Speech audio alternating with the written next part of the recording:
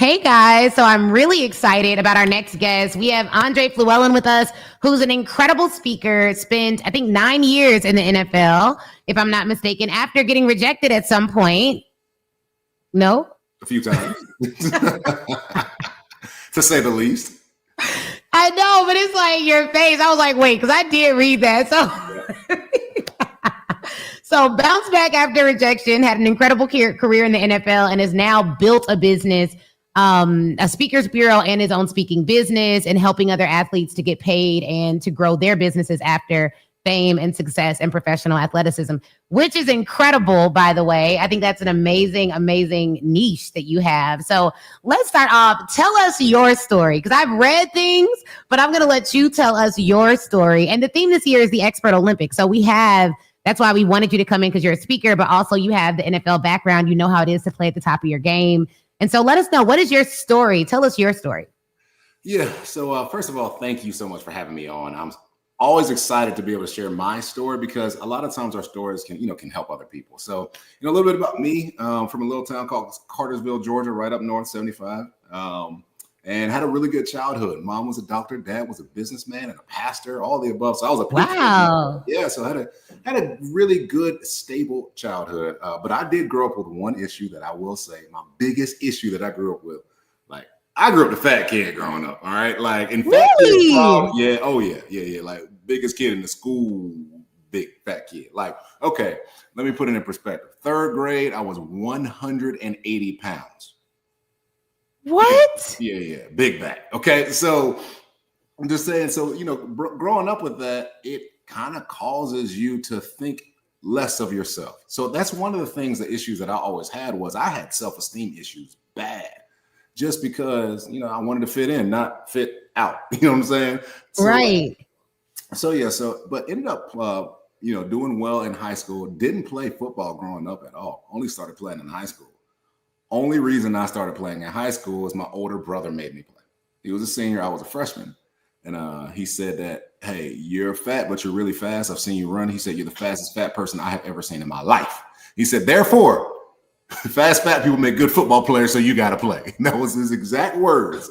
And Big Bro was kind of crazy too. He made me play. And, I tell that story a lot, especially about him. It's just because sometimes people can see more in you than you can see in yourself. And so again, remember, I had that self-esteem issue. Well, he could see past that. And so that was important for me. So I ended up getting a scholarship to Florida State University. Hey, Big Bro was right. Fast, fat, good players. Okay. Got drafted to the NFL, third round, 87th pick to the Detroit Lions, and had an up and down career. Like you alluded to earlier. Yes, I did get drafted, but I was cut 10 times by the Detroit Lions. 10. Okay, not once, not twice, not thrice, but 10 times. Let's just think about it by the same team? Bruh. Like, think about it like this. You get fired and hired to the same job 10 times. Like, after the first time, you can be like, okay. Second time, all right. Third time, you're like 10 times, but that's just the nature of the NFL. It's just what happens, especially when you're chasing a dream. And I didn't know that would actually prepare me for my business life, for my life as a speaker, because in entrepreneurship, it's almost like you get cut every single day, a deal that didn't go through that you wanted. Yeah. All right. Speaking gig that you're supposed to have. Here comes COVID. Like, so a lot of things happened that prepared me for that. And then after I got done playing, I got embezzled by a family friend. You got embezzled? Yeah. For almost everything.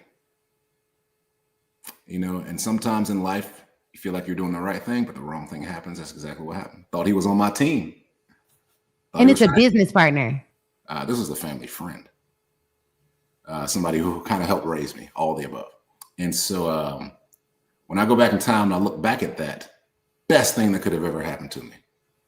Like, by far, best thing. Why? Because, I go around the country and I speak to kids and I speak to adults. I do corporate mindset coaching, all the above.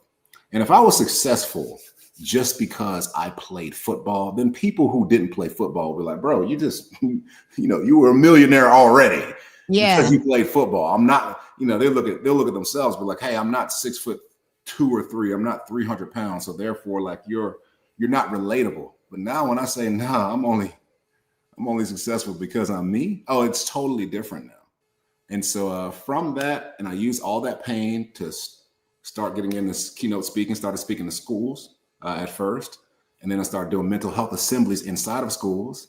And then I said, well, I see the power of what a professional athlete can do for mental health. I said, there's so many professional athletes out there that have a story. And so now I have a speakers bureau called Beyond the Game Impact that sends professional athletes to do mental health school assemblies all around the country. And so that's my story of how I got right here. Wow. That's enough of a story. No, that is incredible. And so when you're thinking, okay, I'm in the NFL, are you thinking I'm going to do this forever? Well, all right. So here's the deal. I never or for the term, because I never thought I was going to do it forever. Like even in college, it's so crazy, the power of the mind. And I always talk about, making affirmations and being able to program your subconscious mind to believe something that's not happened yet. But I'll tell you a story. So if somebody will ask me in college, how many years are you going to play in the NFL? I would automatically always say 8 years. 8 years. I'm going to play for 8 years. 8 years, right? Because I knew it wouldn't last forever. I knew 10 was too long just because it's a rough sport. But 8 was like I had a solid career. And my 8th year, my last game playing out in Wembley Stadium in London, had an injury, last play. 8 years. Just like I said it, but I say that. So at the point in time, I didn't think I was going to play forever, but I thought my success would last forever. Wow. Okay. Difference, Yeah. And that's not always like that. So psychologically, I needed to make that shift as well, because we already know, man, successes only last as long as they last. And then you have another success. So that's that.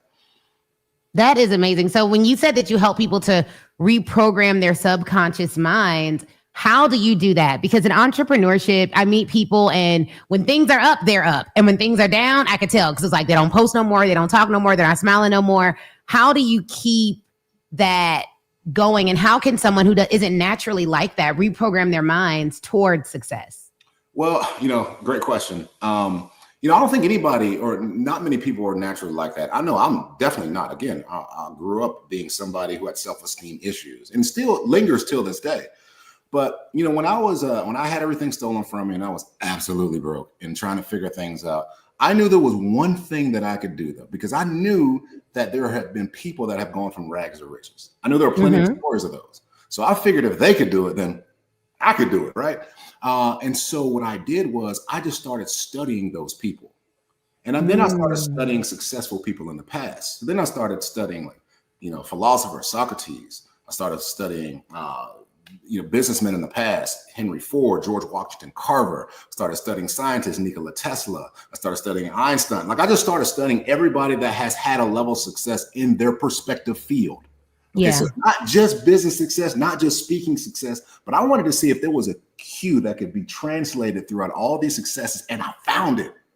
And so what I started doing is, and I teach this, so the kids don't know this when I go into the school, but I'm always reprogramming their subconscious mind, even when I talk. And there's a very, very distinct process called MAV. I'll give you the letters if you ask me, maybe. Okay. But the MAV process that we do every single day, that I found out that every successful person, they do these 3 trains of thought every single day. Maybe not knowingly, but they did them, and I started doing them, and I saw them, and oh my goodness, my life changed so quickly and so aggressively just because I changed this right here.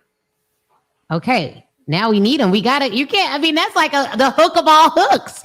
How do we do this MAV? All right, I'll give you some of the sauce. So some of it. They got to come to the event for all of it. They got to come out to the event for all of it. Yeah, but I'll give you some of the sauce. MAV stands for meditation, affirmation, visualization. Now, look, a lot of times when people think of the word meditate, they usually think of somebody sitting under a tree saying, or something like that, right? Yeah.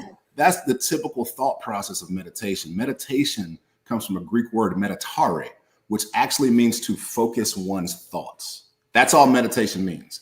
So when you're focusing your thoughts on something, you are by definition meditating. Now, what do most people do, though? You talked about entrepreneurs in the past. Most people, because again, the human mind is pre-programmed or wired towards negativity for some reason. I don't know why, but that just is. That's why the news knows this. If it bleeds, it leads. That's what they say it all the time. So what they're doing is they're getting all of us to meditate on the negative. You have to every single day. And this is what every successful entrepreneur did. They meditate on the positive every single day. That's the first thing. Affirmations. Now, we all talk about making positive affirmations or positive confessions. We always say, speak things into existence. Yeah. Yes, that's all well and good. But do you know that actual definition of where that comes from, speak things into existence? That's not what it says. It says, speak things that be not as though they already were. That's a totally different way of thinking, because you're actually saying something as if it had already existed. Well, how can you do that? The only way to do that is by focusing your thoughts on the positive. So the word affirmation only means something to make firm. Again, affirm means something to make firm. What are affirmations supposed to make firm? The things that you've been meditating. So that's why affirmations a lot of times don't work, because we have this negative meditation. Positive affirmations cancel each other out. So if you've been frustrated, if you've been making your positive confessions and affirmations, you've been speaking correctly over your business, but yet seems like things aren't changing. Why? Go back to the negative or positive meditations and see if you can start there. And then the last thing, the V in MAV stands for visualization. Again, I think visualization is the secret sauce to life. I really do. Now, what is visualization? It only means to make a mental internal movie of what you've been meditating and affirming. That's it. And if every successful person that I saw does those three things every single day, and you just watch how life has to turn itself around when you do those three things, and that's all the sauce right there. That is fire. Like, I hope you all understand how fire that is, because as someone who, like, the first part of our Speak Your Way to Cash book is all about mindset. And it does say that if you're not already a confident person, affirmations don't work for you. But what they don't typically go into detail about is the why. And what you just told us is the why, because if you're confident, you're typically thinking this is going to work, this is going to work, this is going to work. So your meditations and your affirmations and your visualization are all in alignment. Whereas if you're more of a negative person, it cancels each other out. So just saying it doesn't work. That is so good. I feel like that was like a moment. Okay. That was amazing. One of the reasons why I invited you to speak, I think you're one of the people that I met that I invited to speak the quickest after not knowing them that long. Cause I'm like, typically I never do that. Like, I'm like, I know people for years or 10 years or life until they speak. But I knew that, one, you're very positive. Two, your booth was so professional at our church's business fair. And then three, I love that you talked about the process by which you were getting your speaking engagements. And we teach people how to pitch, and typically they're pitching for 5- and 6-figure licensing deals, which is something we're going to talk about as well. But I love that you do outreach. And a lot of people would think, Andre, no, you were in the Detroit Lions for 9 years. You don't have to do outreach. You don't have to actually get rejected. All the schools would want you just because you're in the NFL. Can you talk a little bit about the process you have to go through in order to get the contracts that you've been able to land for yourself and your clients? Yeah, it's all about understanding. Like, first of all, at first, when I first got into speaking, I thought the same way. I thought that, like, hey, I'm a former player. Shoot, every school's going to want me to come out. It's going to be easy to get speaking gigs. Until I went to one school. I'll never forget this. I spoke at a school in Iowa, Dubuque, Iowa. Nobody knows where that is. Don't even worry about where it is. So, first real speaking gig, I thought that just because I was a former player, NFL player, big dude, got a beard, that they would listen to me and like they would interact. And one thing about kids though, kids are honest. Yep. They'll tell you the truth. And when I got in there and I was doing my speeches, they had their heads down, hoodies on their cell phones. This one kid was like, hey, that speaker we had, he sucked, right? Like, I remember that. And I remember from that moment on, I said, oh, I got to get good at this thing. All right. And that was, again, that gave me the train of mind of not just get good at speaking, but also understanding that getting good at doing the outreach and finding the gigs was just as much of a skill as well. Yes. Just because I have this NFL thing behind me doesn't mean that I'm automatically just going to show up and get booked. So right. I make calls. I make cold calls if necessary. I've gone so far as, here's something really cool that I've done is there are schools in the area. I will go and get a couple dozen donuts, get some autographed pictures of me, and I will pull up at the school and try to talk to the counselors, the staff. Why? because that's just what it takes. And it's not so much about the hard work. And now please don't get it twisted. I believe in putting in effort, but at the same time, I actually just really enjoy getting to know people. And that's the difference. See, that's the difference. A lot of people think that outreach is just about getting the inbound. No, Yes. That's the second place. The outreach for you, especially as a speaker and somebody who's a motivator, the outreach is to connect with people. They may get you the speaking gig. They may not get you the speaking gig, but I promise you, if something comes up and you've connected with them, you're going to be the first person that they're thinking about. So when you go out, when I go out, when I'm making calls, I'm not just making the calls to get the speaking gig. Yes, of course, we all want it because we want the bag at the end. But more importantly, I'm making the calls because I genuinely love connecting with people. Yeah, no, that's so good. And have you always been like that, like a people person? No, I can't stand people. All right, like honestly, I told you, I grew up a fat kid. I am a natural shy introvert. I don't like concerts. I don't like clubs. I don't like being out. But it's funny because I love an individual person. See, I don't really love people, but I love persons. Oh, that's how my husband is. And so, but when I've shifted again, I've shifted my mentality. Instead of looking at a group as a group of people, I look at a group as one person just multiplied by 500 or whatever.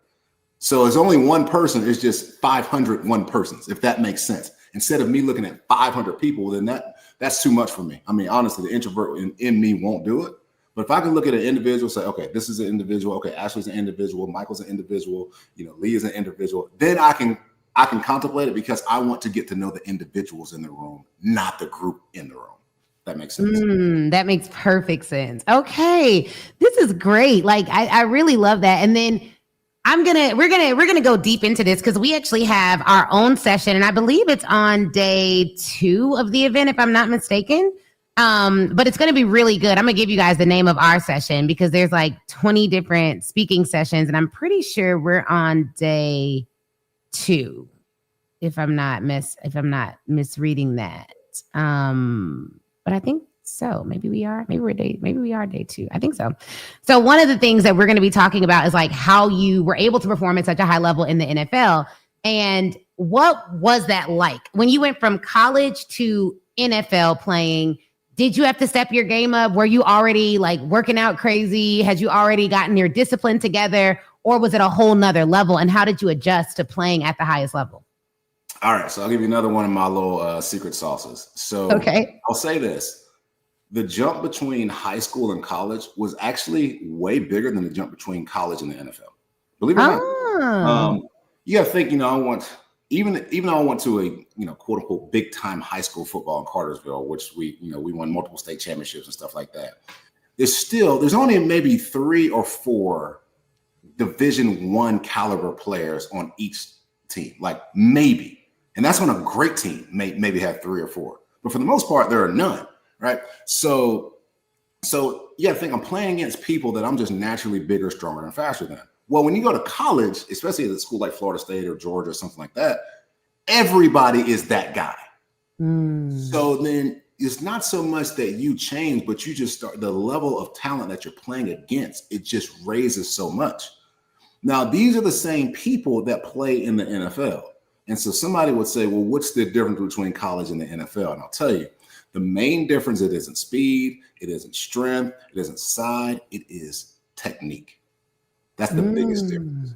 So in the NFL, you're playing against people who have crafted their technique that's so sharp that if I make one small mistake, like if I take a bad angle, if I misplace with my hand, just something very minute, I am done. And there's nothing I can do about it.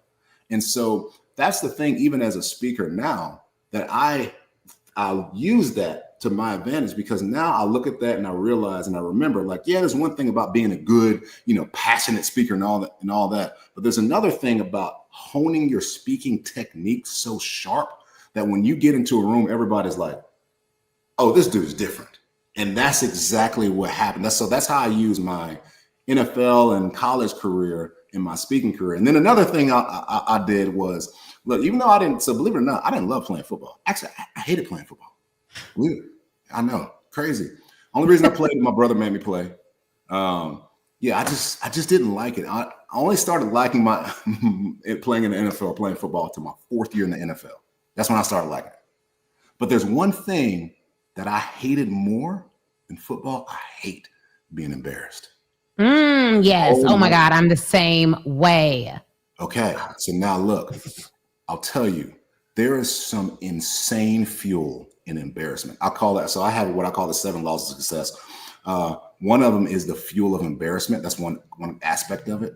And so you can use that to get you to do things. So I used to work out like crazy, not because I love the game, but because in high school, I didn't want to get my tail kicked in front of my girlfriend. That was in the stands. In college, I didn't want to get my tail kicked on national TV. In the NFL, I didn't want to get my tail kicked on worldwide TV. So I always used the fuel of embarrassment to drive me to do things. And people were like, bro, why you work out like this? I was like, bro, I can't be embarrassed. And so fuel of embarrassment is a great thing. You know what's so funny, Andre? So this is going to sound so crazy, but literally because I have the same thing. Before this Expert Olympics, I went on this crazy fitness journey because something in my mind said, I'm going to be interviewing NFL players and Olympians. Sanya Richards-Ross is speaking on day 1. You're also speaking on day 1 in the afternoon. I just checked. But I was just like, I'm not going to be interviewing them 50 pounds overweight. I'm down 30 pounds. I'm going to be down 50 pounds before the event. Like literally my whole life, I've like struggled with weight, but I was like, girl, you are not going to do an event called the Expert Olympics and not be in shape. And like, it was just the fuel of it. I didn't know it was that. But I feel like a lot of it was just like, nah, you just going to get in really good shape before this event. You have time. Look, I'm telling you, it really is a fuel of embarrassment. Like I take people through the fuel of embarrassment. I do it to myself all the time. If I know I want to get something done, I put myself in a position to where I'll be embarrassed if I don't show up the right way. And that's exactly what you did. Yeah. I always set stuff up in the future. I'll be like, all right, I need to put this about 6 months down the line so that when I have to show up, I know. And you don't have to think about doing your workouts. You don't have to think about eating right because you know that this thing, speak the way to cash, is happening one way or another. So you got to show up and you got to show up correctly. Exactly. Like that is wild. Cause I was like, what is it about? Like, how did I just go from my husband was like, I haven't even had, when I say I haven't even had a cheat meal, I've had like a cheat item. And I was like, yep, done with that. Get back to this water. And right afterwards, I had one meal, right? Sushi, and it had rice on it. And I'm not doing carbs right now. Man, the next week I was like raw vegan for the whole week. Like it was, no games are being played. Like I am so disciplined. I didn't even know I could be this disciplined, but it's the fuel of embarrassment. That makes so much sense. Oh my gosh. And the thing you said about technique is so powerful because as entrepreneurs, here's the other thing. Entrepreneurs will show up to me and they'll say, Ashley, I want to make $100,000. Knowing good and well, they want to make $3 million this year, but they'll just say $100,000 because they're like, oh, I don't think I could do 3 million. I'll do 100,000. I've never met a professional athlete that was like, I'm just gonna lose. Like, I'll just try my best. Like, I'll just lose. I don't really want to go to gold. I think I'm going for bronze. Like, I've never met a competitive top performer in the athletic space that wasn't going for the win. But in entrepreneurship, we ride the fence with that. And so what is it about athletes specifically where that drive is there? Do they all just have the fuel of embarrassment? Is it a chip on the shoulder? Is it like how can we entrepreneurs, more of us, because I'm super competitive. My daughter is even competitive. I don't know why. I'm like, why are you so competitive? My husband's like, because of you. But how do we tap into that more? How do more of us tap into that from what you've seen playing pro? Okay. So I'll let you in on, even though I played 8 years in the NFL, but why I got cut 10 times and had an up and down career and was never like a perennial starter or, all pro, even though I had the talent there, but there was one mental block that I'll share with you that actually could help a lot of entrepreneurs and unlock this thing. And so there are two things. There are two types of people. And realistically on the field, there are only two.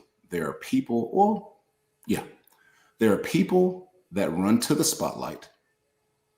I'll say three types of people. There are people that run from the spotlight, and there are people that absorb the spotlight.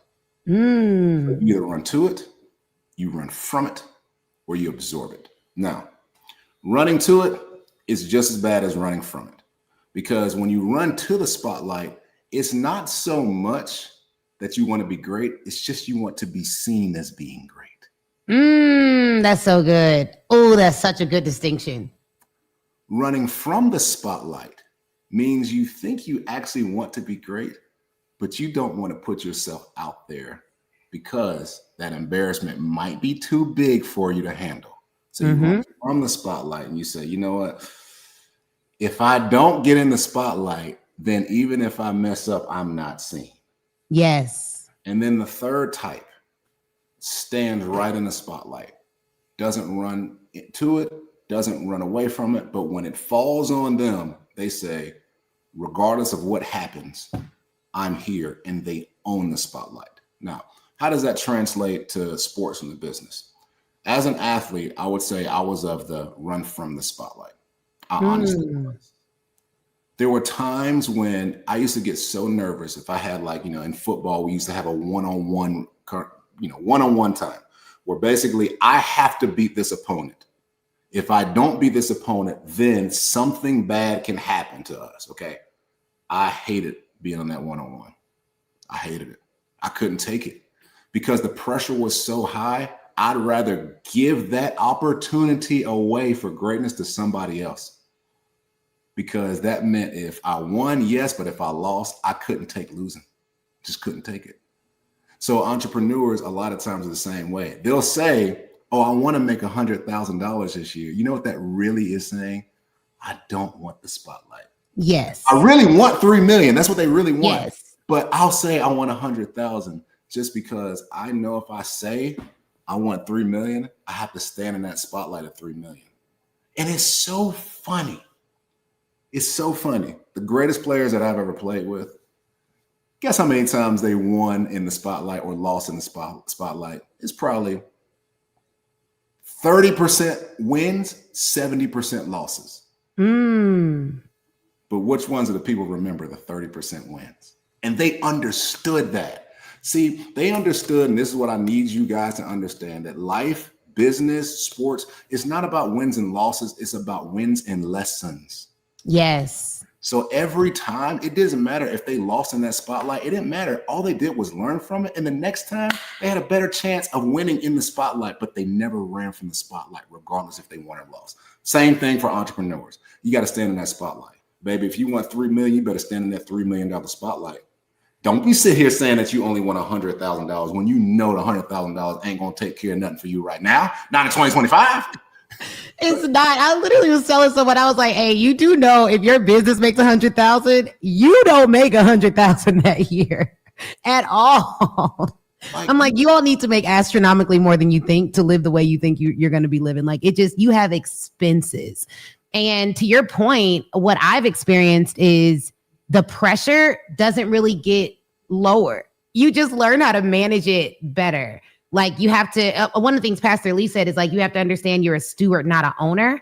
That's been the only thing that saved, like, my mental peace, is realizing, okay, the bills are coming through. I'm spending millions of dollars a year, and Skip, like, tried to make them, like, you're spending millions of dollars a year in expenses and taxes and team and payroll. But if you think of it as like, well, I'm a steward, God gave me these gifts. He gave me this business. I plan to be a Supreme Court justice, which would have been a very stable, a very out of the spotlight role. But I just knew I was supposed to do something else. And here we are.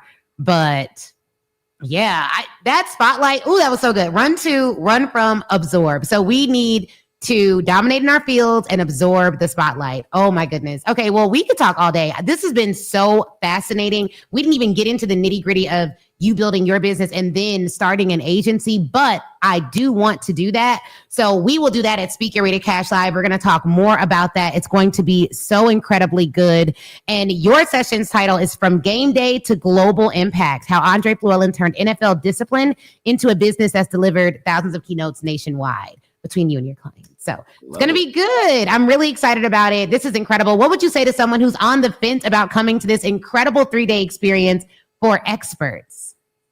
Come. Man, it's pretty much like that. I mean, honestly, it's just because you never know what you're going to hear. Because, all right, listen, in terms of entrepreneurship and business and all those kinds of things, not every method works for everybody.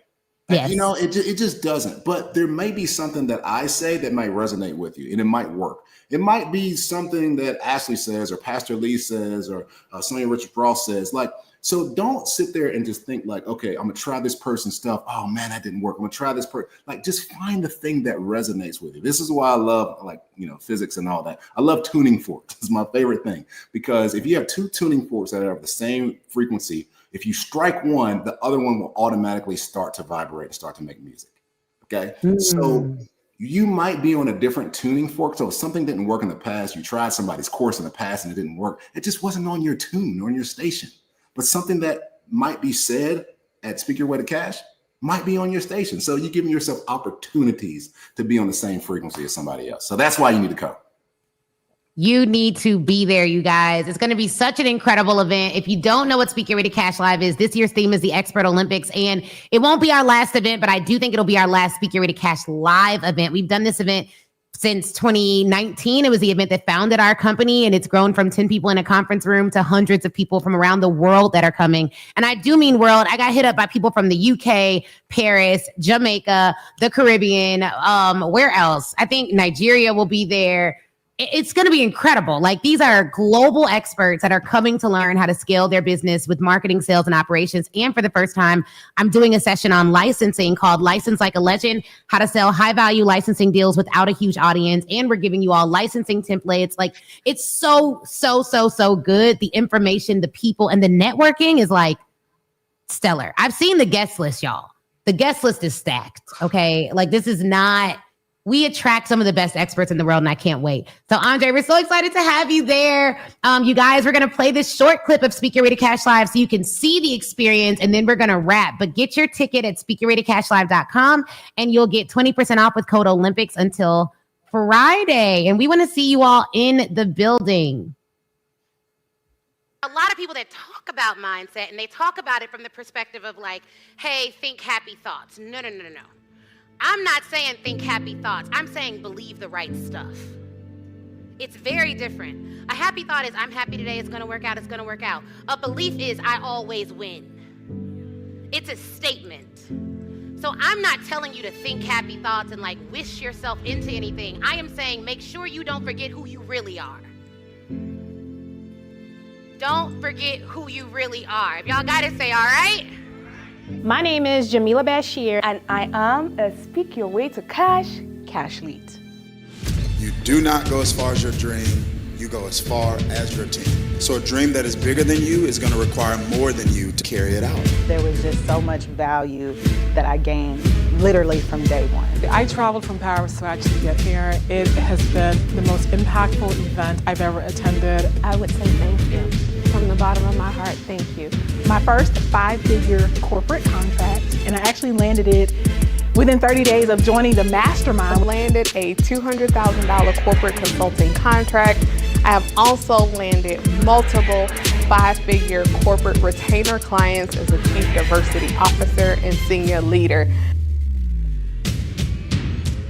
The goal is not to do business with everyone who needs what you have. The goal is to do business with people who you believe. Be grateful for the trials. If you have one and you go through it and don't sit in it and give up, it is only because you are called to work with people who need to learn to push. I was able to secure over $150,000 in contracts. I've been speaking for a long time, but this is the first year where I actually commanded and won contracts that were over 5 figures. Ashley and Chris, you will never know the deep impact that you have made in my life, my husband's life, and therefore my life of my child. Success is the easiest way to get your people on board with you. You've been given the blueprint for success this week. The only question is, will you take it? Be clear about who you are. I am a Speak Your Way to Cash lead. I am a Speak Your Way to Cash lead. I am a Speak Your Way to Cash lead. I am a Speak Your Way to Cash lead. I am a Speak Your Way to Cash lead. you're serious about growing your business. You want to turn into a prodigy. You want to actually change your life. You're going to have to do different actions. The connections that you make in the room with the fabulous individuals that are doing it and doing it well, and the expertise that's in the room, you can't miss out on that.